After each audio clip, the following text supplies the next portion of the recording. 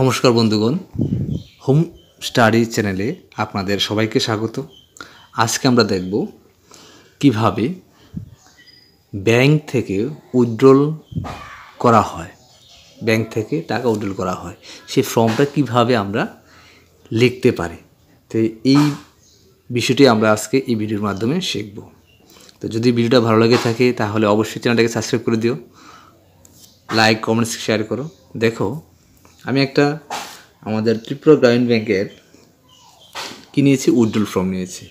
এখানে কি লেখা আছে, প্রথমে লিখবা এখানে শাখা, ব্রাঞ্চ, অর্থাৎ তোমার যে ব্যাংকটা সেটা কোন জায়গার মধ্যে আছে।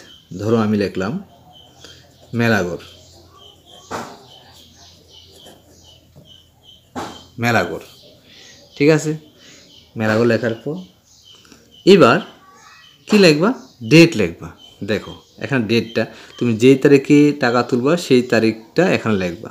ধরো আমি লিখলাম 4/7/2024, ঠিক আছে।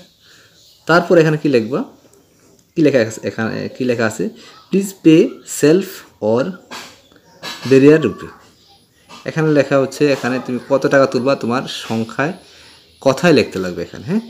তো লেখো, আমি তোমরা যত টাকা তুলবা তত এখানে লিখবা। আমি লিখলাম 10,000, 10,000 অনলি, ঠিক আছে। তারপর এখানে কি লিখবা, এখানে লিখবা তোমরা অ্যাকাউন্ট নাম্বারটা, এই জায়গাটার মধ্যে অ্যাকাউন্ট নাম্বারটা লিখবা। তোমাদের পাসবই থেকে, ব্যাংক পাসবই থেকে অ্যাকাউন্ট নাম্বারটা এই জায়গার মধ্যে লিখবা, ঠিক আছে।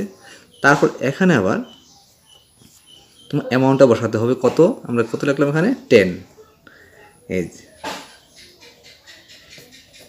10,000, ঠিক আছে। তারপর এখানে তোমার সিগনেচারটা দিবা, ঠিক আছে। সিগনেচার দেওয়ার পর এই যে পরের পৃষ্ঠার মধ্যেও তোমরা অবশ্যই সিগনেচারটা বসাবে এখানে। তাহলে হয়ে গেল আমরা যে ত্রিপুরা গ্রামীণ ব্যাংক বা বিভিন্ন ব্যাংক থেকে কীভাবে উইথড্রলের মাধ্যমে উইথড্রল ফর্ম ফিল আপ করে কীভাবে টাকা তুলতে পারে। তাহলে যদি ভিডিওটা ভালো লেগে থাকে তাহলে অবশ্যই চ্যানেলটাকে সাবস্ক্রাইব করে দিও, লাইক কমেন্ট শেয়ার করো, আর এই ধরনের আরও ভিডিও পেতে হলে অবশ্যই পাশে থাকবা। ধন্যবাদ সবাইকে।